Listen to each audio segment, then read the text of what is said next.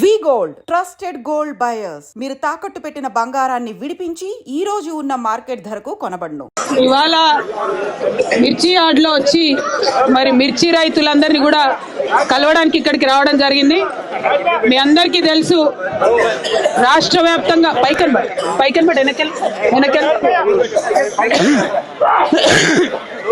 రాష్ట్ర వ్యాప్తంగా మిర్చి పండించే రైతులందరూ కూడా ధర తగ్గిపోయి ఇబ్బంది పడుతున్నారు. ఆ మాట మీ అందరికీ తెలిసిందే. అయితే ఆంధ్రప్రదేశ్లో కూడా మిర్చి రైతులు ఇబ్బంది పడితే మరి అక్కడ సీఎం చంద్రబాబు నాయుడు గారు ఉన్నాడు. ఆయన ఢిల్లీకి పోయిండు, లొల్లి చేసిండు కేంద్ర మంత్రులు పట్టుకొని. ఇక్కడ మన సీఎం ఉన్నాడు రేవంత్ రెడ్డి గారు. ఆయన కనీసం మిర్చి రైతుల గురించి ఒక మాట కూడా మాట్లాడతలేడు. మాట్లాడాలన్నా వద్దా? న్యాయమా కాదా? మనం ఏమైనా గొంతెమ్మ కోరికలు అడుగుతున్నామా? కొండ మీద కోతింది ఏమంటున్నామా? ఏమడుగుతున్నాం? మద్దతు ధరనే అడుగుతున్నాం.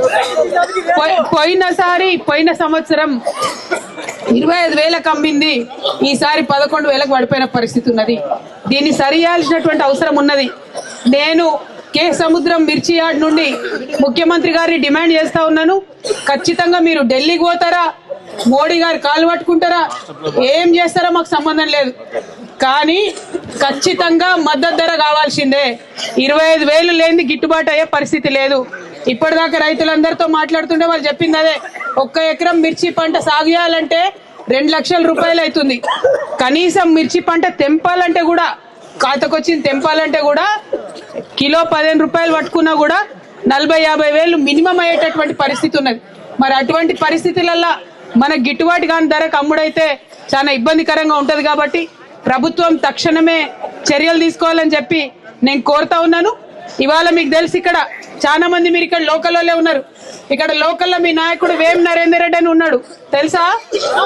మరి ఆయన మొత్తం పొద్దుగాల నుండి సాయంత్రం దాకా ముఖ్యమంత్రి చుట్టే తిరుగుతుంటాడు. అన్ని ఫోటోలలో ఏ ఫోటోలు చూసినా ఆయనే కనబడుతుంటాడు.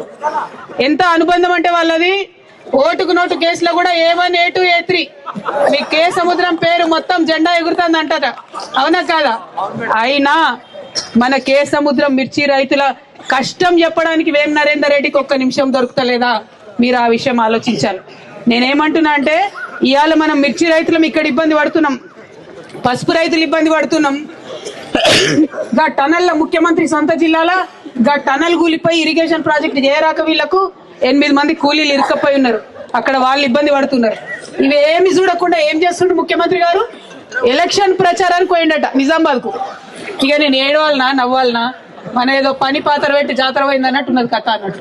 అట్లా కాకుండా ముఖ్యమంత్రి గారు నేను డిమాండ్ చేసేది ఒక్కటే, ఖచ్చితంగా ఎట్ ఎనీ కాస్ట్ మీరు ఏం చేస్తారో మాకు తెలియదు, పసుపుకు మద్దతు ధర ఇవ్వాలి, మిర్చికి మద్దతు ధర ఇవ్వాలి. దానికోసం ముఖ్యమంత్రి రెడ్డి గారు ప్రయత్నం చేయాలి, రేవంత్ రెడ్డి గారు అని మీ అందరి తరఫున నేను డిమాండ్ చేస్తా ఉన్నా.